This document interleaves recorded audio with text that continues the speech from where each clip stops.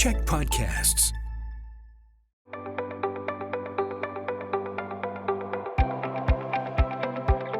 Hi, I'm Bruce Williams. I'm the CEO of the Greater Victoria Chamber of Commerce. Welcome to Chamber Chats, coming to you as always from here in the Czech studio, the podcasting studio at the Czech Media Group, who are one of our chamber champions. Chamber Chats is made possible by the support of Island Savings, a division of First West Credit Union, who have a team of experts with solutions as unique as your business. I would also, of course, like to acknowledge that I live and work in the unceded ancestral territory of the Lekwungen-speaking nations, known to us as Songhees and Esquimalt nations. Well, you look at the calendar, you look around town, the lights are up, they're twinkling, the shopping signs are everywhere, people are bustling about.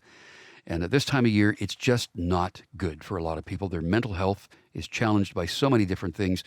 And it's important that we talk about that. So we're going to do that with one of our regular mental health contributors on Chamber Chats. Jonny Morris joins me. He is the CEO of the Canadian Mental Health Association for BC. Jonny, welcome back. Well, thanks so much, Bruce, for having me back. Always a pleasure. And you're here in BC. I think the last time you and your wife were in Britain when we talked to you. So you're back on our soil here this time. That's right. Yeah, we did an international Chamber Chats, which was cool. It was very cool indeed. So your organization is seeing people having things manifest right now. Do you see a palpable shift in people's mental health status at this time of year? Yes, I think our partners, so if we think about our crisis line partners, our branches, which are dotted across the province, and of course ourselves as a provincial office, we see a few things at this time of year. There's an increase in volume, so people are reaching out for service a bit more. There's sometimes a bit of a lull because folks are focused on other things, but there is an increase in people seeking care, the kind of care we provide. And what we do here and what we pick up on is this time of year for a whole host of people can be, as you mentioned in your opening comments, really, really stressful. Yeah. And stressful for a whole host of reasons we'll likely get into. So I think it's really important that we open up conversations like this because I think it can help people not feel alone with what they're going through. Yeah, we are going to, as the term now is, we're going to unpack that and talk about some of those elements. But it's just the expectation of the season, right? It triggers things in people, but all the hoopla and the expectation is what people have really big troubles with. Yeah, I think regardless of whether you celebrate the holiday at this time of year, and there's a whole range of holidays, of course, beyond Christmas at this time of year. The end of the calendar year, we're more tired, we're more fatigued. There's the holiday season writ large, and so some of those pressures around gathering family members, spending lots of money on lots of different things like food and entertainment and gifts. For some folks who are disconnected from their family, it can drive home feelings of isolation and loneliness. It's colder, so people who are experiencing crisis in community, who perhaps are unhoused or experiencing crisis. I mean, it's a much more difficult time of the year to be without shelter. It's always difficult to be without shelter, but it can be even more deadly at this time of year. So there's a lot that's happening for all populations, I think, around the end of the year. That really does have an impact upon how you're doing and how you're feeling and how your mental health is. You talk about spending money. We're in a period of inflation right now. We've gone through a spike in the last year and a bit. Everybody's feeling that. Like, I don't think there's even if you've got lots of money, you still realize that your spending power has been impacted by this. And people that don't have those kind of means are largely impacted by this. So money is a big part of this, right? Yes, I imagine many of your viewers and listeners, irrespective of how much money they make or how much money they have, you're right, Bruce, are feeling the impact of how far money goes nowadays. And what we do know for people who are experiencing real struggles with money, the challenge is even more pronounced, it's even more difficult. Our ability to feel that we are financially secure is so important for mental health and well-being. It's a massive driver of feeling safe and secure. So it is a real issue. And of course, this time of year, it can create a lot of reasons to spend money unintentionally or intentionally. And what we know is January is a really tough time because many folks get their first credit card bills, right, in January. So there's been lots of good advice from like the Credit Counseling Society and others around, setting some limits, being mindful of what can you afford, what can you do this year. One of the people I work with at the chamber actually did something with their very good friends. They said, our Christmas gift from last year is that we're going to take care of your kids for a weekend to give you a weekend off. Wow, Right? So that's great. stuff like Yeah, that works. I guess another yeah, compound factor in all this, Johnny, is what we hear in the news every day, because a lot of yeah. that's pretty grim too, right? Yeah, I've got people in my professional and personal life who've remarked that they've got young children, kids who are asking questions like, "Oh, is there going to be another third world war? Like, what's happening in the world?" And yeah, I think whether it be the headlines about global conflict, global crises, and there are many happening in the world right now, or climate change and these big stressors, we have to recognize as well as human beings that does take a toll. And you and I've talked before, it's so accessible now. Like we even have that term doom scrolling, because whether it be through social media or news, many of us, including myself, lie like just before we go to bed at night or we wake up in the morning, that the last thing we see before we close our eyes is we've read a bunch of headlines or we've seen some things which raise our stress levels, raise our cortisol levels, lead to impacted sleep, and it's not to say we shouldn't be aware of what's happening in the world, because it's important to know what's going on. But I would say, in the spirit of advice, maybe thinking through, the importance of self-limiting a bit and thinking about the amount that we consume and the impact about what we consume, regarding news about these events has upon our mental health as well. Yeah, maybe turn the screens off at 8:30 or 9 o'clock or something, and just kind of Yeah. ease into the evening when you go to sleep. You mentioned the family word. I want to talk about that next. Our guest on Chamber Chats today is Jonny Morris. He is the CEO of the Canadian Mental Health Association for British Columbia. Jonny, to a lot of people, Christmas, a Christian holiday, is about kids. That all revolves around not the religious part of it as much, but the gifting and the tree and Santa and all the presents and all that sort of thing. That's going to be difficult to manage for a lot of people at this time of year who just, as we said earlier, don't have the resources. So, what are some tips about dealing with kids at this time of year?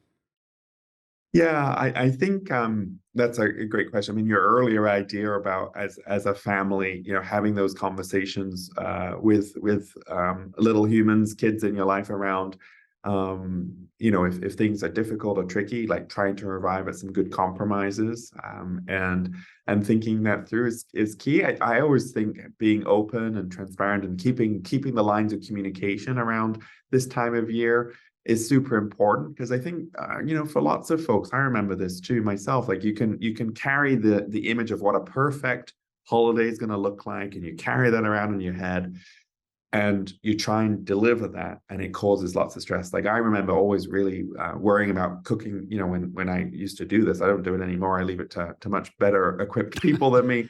But cooking the perfect Christmas dinner, right, or the perfect holiday dinner and all of that. And so I think that translates into having the perfect gifts and the perfect setup, and we're fed a lot of that through the media we consume. We see it in the commercials. I was just saying this the other day in an interview.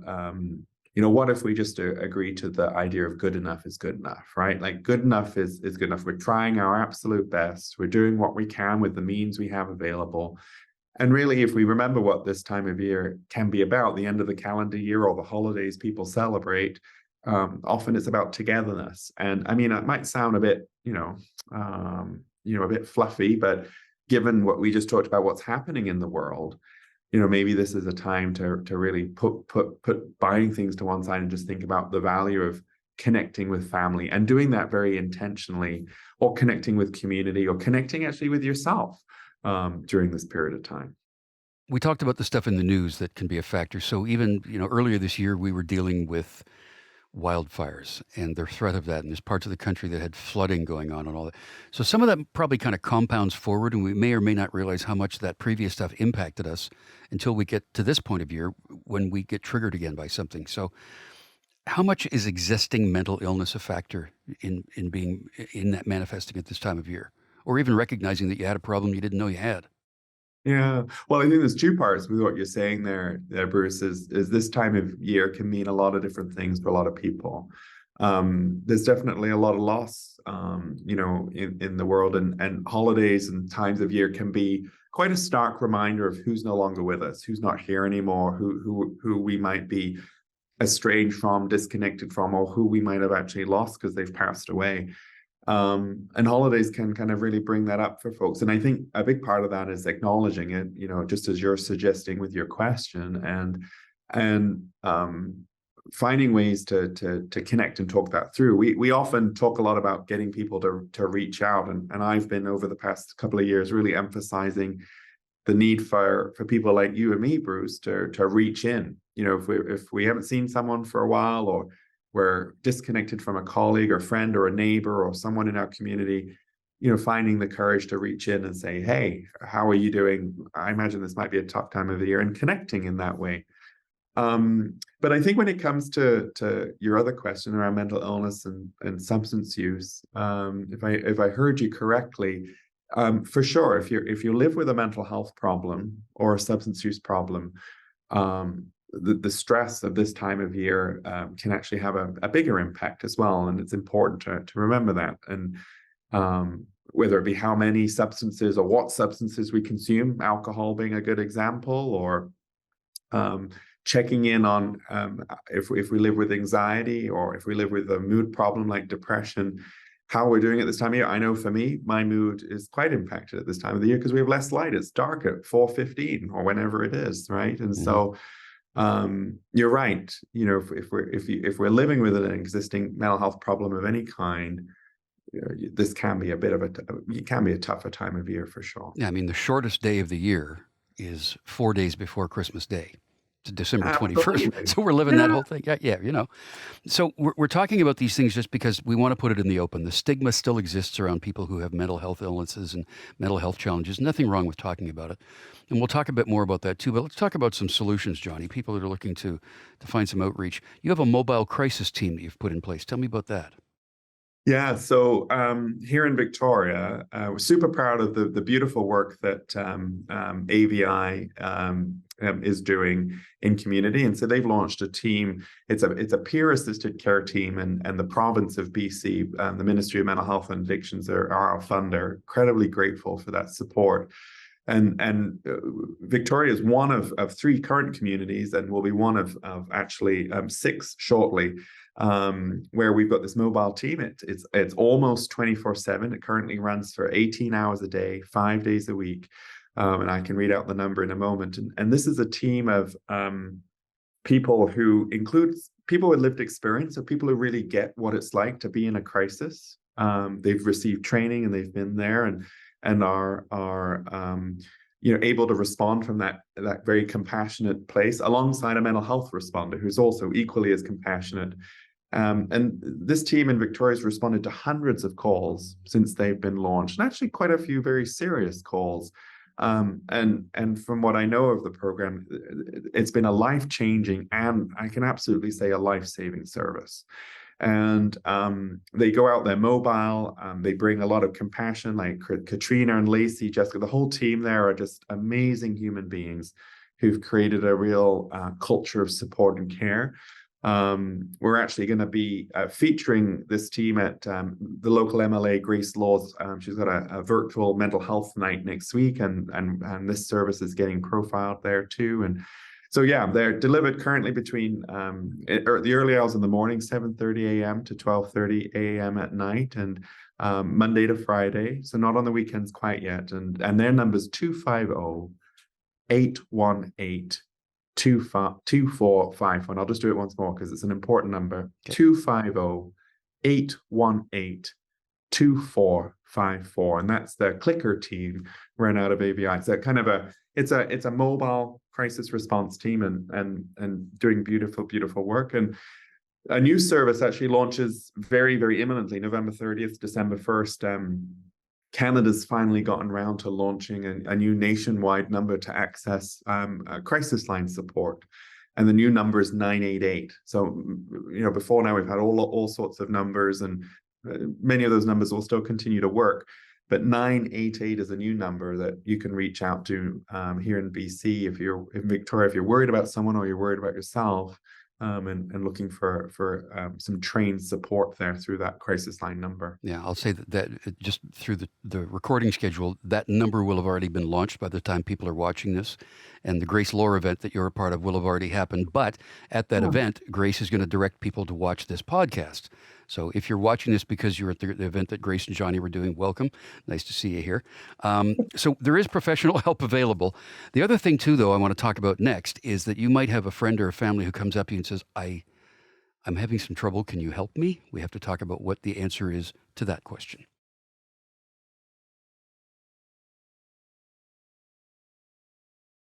Our guest on Chamber Chats today is Jonny Morris. He is the CEO of the Canadian Mental Health Association for BC. I mean, we can see changes in people, right? We know that somebody's having a problem. How do we approach that? How do we go to someone in a way that's not damaging or disrespectful to say, what do we say?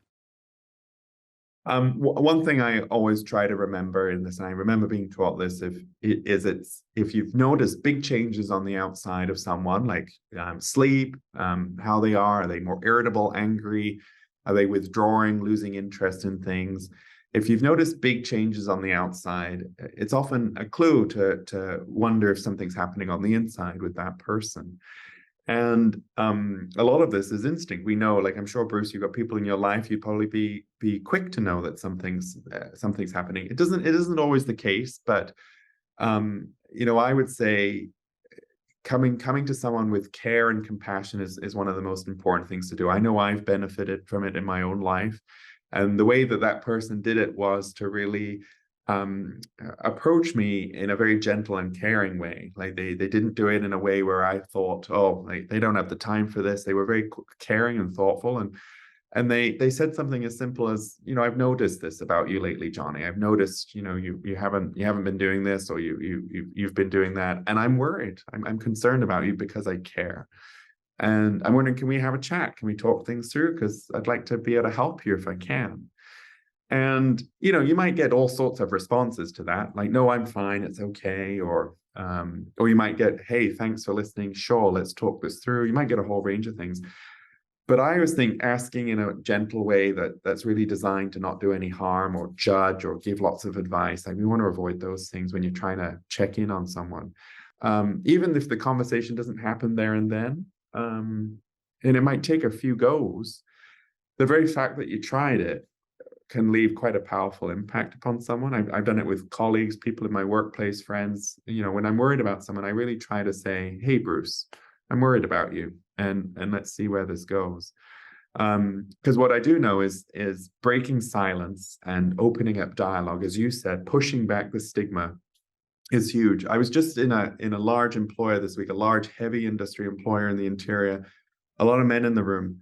And I walked in with a whole bunch of assumptions about about what would happen, and they were shattered in the first 2 minutes, where we created a space where these folks who were in heavy industry just simply opened up about, I'm a big guy and I struggle with mental health too. And that was simply by asking a few good questions. And so I think asking the questions really can open up hope and possibility for support. Yeah. And the other way around to look at that too is if we don't intervene with somebody, if they come to us and say, there's something going on here, can you help me? What are our ways of doing that? Yeah, and I think, I kind of missed that other entry point. The flip way is, I mean, hopefully that does happen and someone reaches out. And I think the same skills apply, right? So take it seriously. It's a really big deal for someone to do that. It's a really big deal to say, I'm putting up my hand here and I'm saying, hey, Bruce, I need your help. Can you help me? And so, listening with care, listening with compassion, don't jump to advice, don't jump to solutions, make space, do it in a safe place that's private, do it over the phone, do it however you do it, but make that time, because you don't know if the time you make for that conversation might just be enough to help get that person connected to care and help, which can be really, really powerful. Yeah. You know what else is a disruptor at this time of year is travel. Travel can be very stressful and put people in a bad place in a big hurry. You got some tips about that? How do we travel more, if you will, mentally safe? Yeah, I mean, as someone who's been on the road, my partner reminded me the other day that I've been out of the house for about 6 months. I've been on the road a lot this year. It seems like when the pandemic ended, we all got back on planes and trains and what have you. I think routine's really important. I know sleep's really important to me. And so, if you're on the road a lot, and especially if you're traveling internationally, like to figure out what you need to do to protect that routine of sleep. Sleep's so important for mental health and well-being. And lots of us struggle with sleep for sure.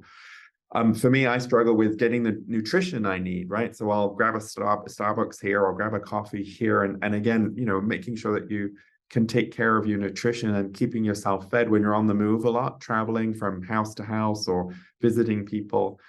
And I know for many with weather and snow and those things, that can add a level of stress. And so really following that good advice of being prepared. None of us like to be delayed at airports due to snow or stuck on a highway. So a little bit of preparedness, anticipating, well, this might happen, can go a long way, I think, to shoring up some resilience when those events do happen. Yeah, and traveling for some is an incredibly stressful piece. So kind of making a plan around it and making it as fun as possible, especially if you're traveling with kids, is super important, sure, for as well. And also, just to wrap this up, there are people who do not practice Christianity. They've come here from another part of the world. They come from a different culture. Everything that we're doing is spinning around this Christian holiday, and they might feel a little bit out of place or stressed about that. What would you have to say to those people? I think it's a really important point that for many this time of year is very important for people who do celebrate Christmas and the holidays associated with Christmas. And there's a whole other set of non-Christian holidays that exist in and around this time of year too. And it's really important to be very respectful and inclusive of those holidays as well. And for others, there's no religious meaning. It's the end of the calendar year. And for some, actually, it isn't the end of the calendar year because they celebrate the lunar year or a different year. So, I do think it's important for all of us to be as inclusive around what this time of year may or may not mean, and to never assume that anyone's going to have a particular experience in this kind of year, but recognizing for many, for a whole host of reasons, it can be really stressful. So I think I like your question, Bruce, because it really, I think, encourages us to be as inclusive as possible, irrespective of whether you celebrate Christmas or not. Well, try and get some fresh air. Try not to eat and drink too much. And if you're having some trouble, please reach out. Jonny and I have both mentioned in the past that we've had some challenges with our own personal mental health, and I have reached out for help many years ago. And it's a very empowering thing to do. It's actually a very strong thing to do. It doesn't show a weakness at all. Jonny Morris is the CEO of the Canadian Mental Health Association for BC. All the best to you and your wife and your family for the holidays, Jonny, and we will see you in the new year. Thanks so much, Bruce. I'm Bruce Williams. We'll see you again for another Chamber Chat.